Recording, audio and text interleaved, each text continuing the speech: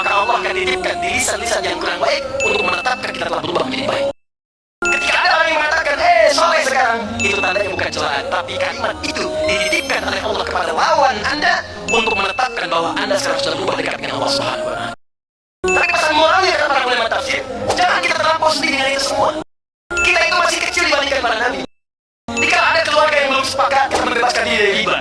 Ada keluarga yang belum paham, sekarang kita pengen tahajud. Ada keluarga yang belum mengerti, sekarang kita ingin mendekat kepada Allah Subhanahu wa Ta'ala. Maka jangan gentar, kita tidak mengalami ujian seperti para nabi diuji. Tidak ada yang membakar Anda, tidak ada yang mengusir Anda dari kampung, tidak ada yang melempari Anda dengan batu. Seperti Nabi Muhammad pernah dilempar, Nabi Ibrahim pernah dibakar. Tapi apakah mereka mengeluh? Tidak.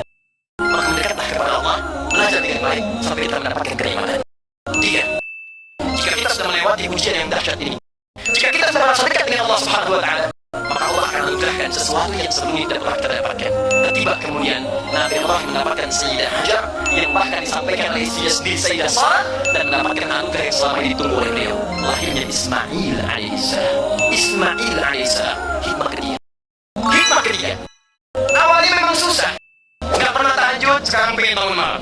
Gak pernah baca Quran, sekarang ingin menghafal. Jangan dikira awalnya mudah. Kadang-kadang terlambat bangun, kadang-kadang mata berat. Tapi kalau sudah dinikmati, Allahu Akbar, waktu subuh 4.42, Anda bangun 4.40, seakan menyesal. Ya Allah, terlambat saya bangun. Padahal subuh belum dikumandangkan adanya.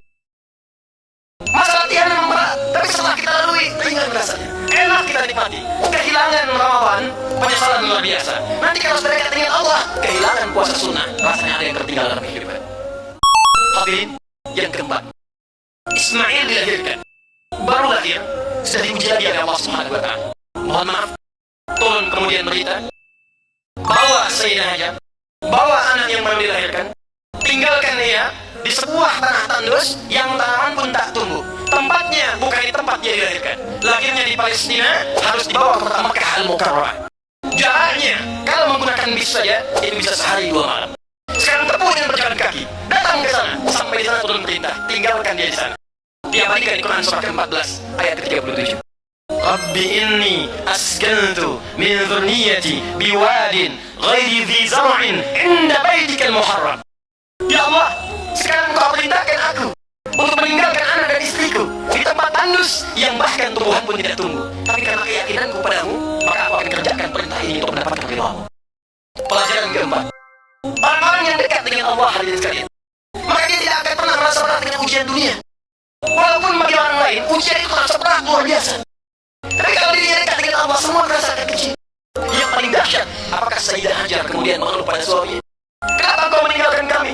Tempat ini tidak ada tanamannya, tempat ini tidak ada makanannya. Ketika berbalik hanya mengatakan hadza min amrillah, apakah ini perintah Allah? Kata Nabi Ibrahim alaihissalam, hadza min amrillah, ini perintah Allah. Perhatikan kalimatnya, sepanjang ini perintah Allah, aku yakin Allah tidak akan meninggalkan kita. Hadirin, ditinggalkan Hajar dengan Ismail ke Palestina, mereka tinggal di Mekah. Apa yang terjadi setelah itu? Yang paling dahsyat hikmahnya kata para sejarawan, orang bisa berkata dan mengeluh, ya Allah, kenapa Engkau perintahkan demikian? Ya suamiku, kenapa Kau tinggalkan aku di sini? Tapi yang paling dahsyat, keduanya bisa berpisah dengan tawakal kepada Allah yang sangat tinggi. Para suami itu ditugaskan untuk mencari nafkah.